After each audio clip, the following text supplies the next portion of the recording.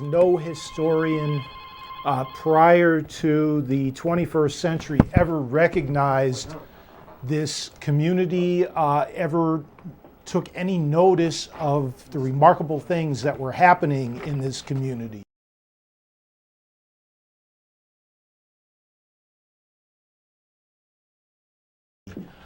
We just learned this past week, we knew there was a hotel there, and we've seen a picture of the hotel. It was like a 4-story Greek Revival Italianate style structure with a veranda surrounding it on 3 sides and a cupola on top.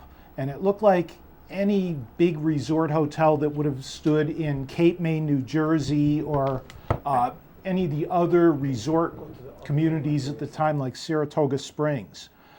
And what a hotel like that was doing in a small community of free people of color in Bridgeport, we never quite understood. We knew that an African American by the name of Alexander Duncan constructed this hotel in 1853. But that was kind of just the dry facts that we knew. And just this past week, we found a letter. A scholar by the name of Jamila Moore-Piwu found a letter that was written to Frederick Douglass in the year 1854 by someone whose nom de plume was Ethiop. And he wrote that this hotel was one of the greatest hotels in America and that its clientele was all the richest people of color from the city of New York.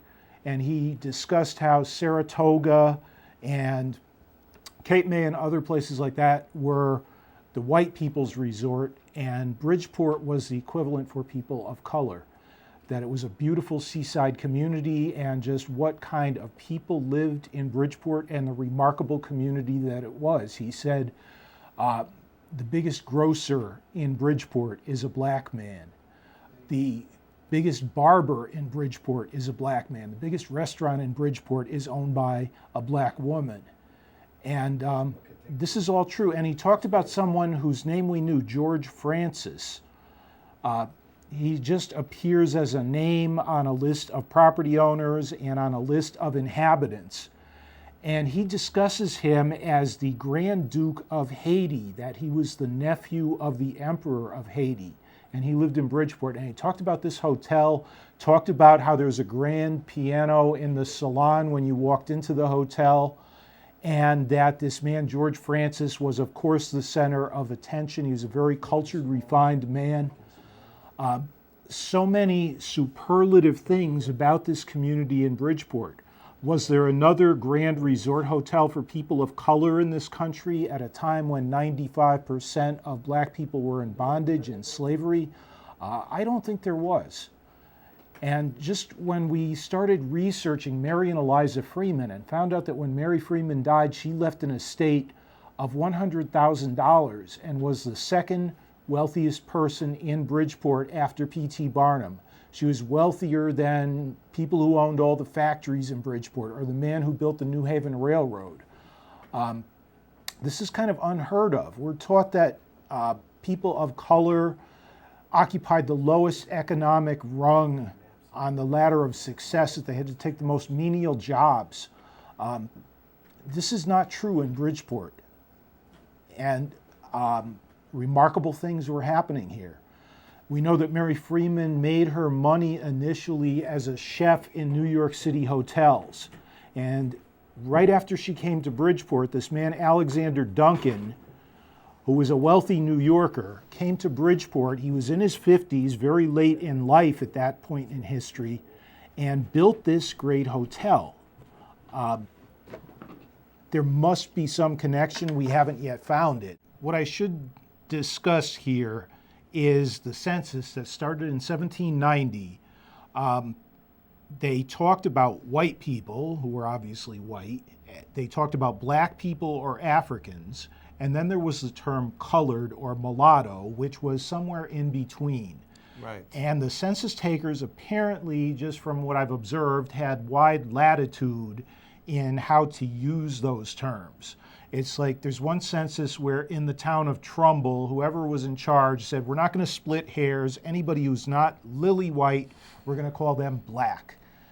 And in the same year, whoever was in charge in the town of Stratford said, we're not going to split hairs. Whoever's not lily white, we're going to call them all colored or mulattoes. There's one guy who I talk about, William Sherman, who in one census is called black. In another census, he's called white. In another census, he's called copper. He was not a member of the police force.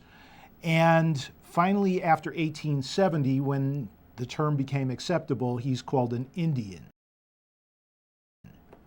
But until 1870, nobody was an Indian. Until 1870, nobody living in Bridgeport was considered to be an Indian. Nobody living anywhere in America was an Indian. We had a tribe of Indians, the Golden Hill Indians, Pequannock Indians, Paugussest Indians, whatever they're called in various histories, that were here to greet the first settlers in the 1600s, and they're there in the 1700s, and they kind of peter out. And then there's a guy in the 1886 history named William Sherman who's called the last of the Golden Hill Paugussest Indians. And there's like no connection that's made between these Indians in the 1600s and this guy in the late 1800s. And everybody wanted to know, where did he come from? How does he connect with this tribe? And no one could ever figure that out. He kept a diary, which is kind of like a work log, and we didn't know who his parents were, and we didn't know what happened to the tribe. They disappear in the late 1700s, very early 1800s, and reappear just in his person in that 1886 history. So we found out that the Native Americans did something that you wouldn't expect Native Americans to do. The kind of consensus of thought is that they fled from the white man. They went further and further back into the countryside where they could hunt buffalo and live in wigwams or whatever. Paugussest Indians did the opposite. They kind of went into the belly of the monster. They went right into the inner city and started doing things that are unheard of for Native Americans. They became entrepreneurs. They invested in real estate. They started businesses and lived right here in the heart of Bridgeport. And as a matter of fact, the picture of the City Hall building that we have, the current City Hall, this building is actually built on top of where the Golden Hill Indians were. Isn't that correct, Charles? Yeah, they're called the Golden Hill Indians. And that's why the street's called Golden Hill right there. Well, this hill in the middle of downtown Bridgeport was called Golden Hill.